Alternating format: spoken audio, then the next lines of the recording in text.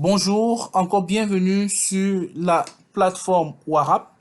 Warap, c'est la plateforme qui met en relation les freelances africains basés en Afrique, qui ont passé bien entendu nos certifications, et les demandeurs de services, que ce soit des personnes physiques ou des personnes morales, basées partout dans le monde.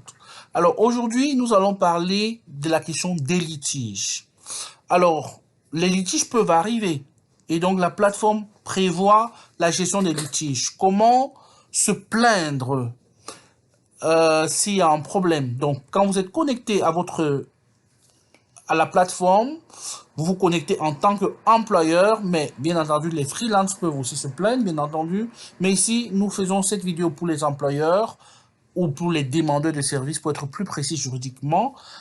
Et il y aura une autre vidéo pour les freelances. Donc, je me connecte donc comme demandeur de service parce que quand je me connecte sur la plateforme, j'ai deux profils. Soit je suis comme demandeur de service qui est dit employeur, soit je suis en freelance. Donc, je me mets en employeur. Je vais sur la barre de navigation à gauche et là, j'ai contentieux. OK? Et je peux donc cliquer sur contentieux.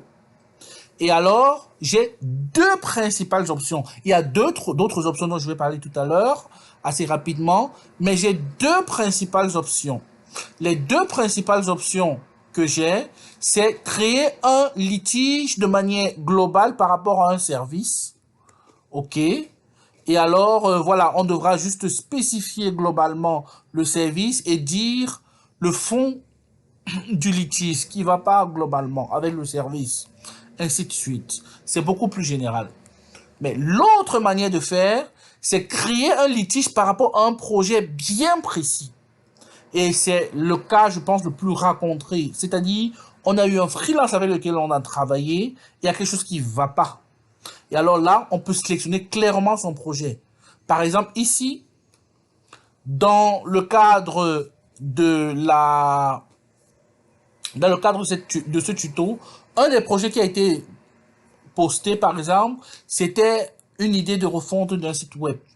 Et là, on a clairement le nom du projet et le nom du freelance. S'il y avait plusieurs projets, on aurait eu les noms des différents projets et les noms des freelances, ce qui permettait de faire vraiment une plainte spécifique. Voilà. Merci beaucoup d'avoir suivi cette vidéo, ce tuto. On se revoit très bientôt pour d'autres vidéos tuto.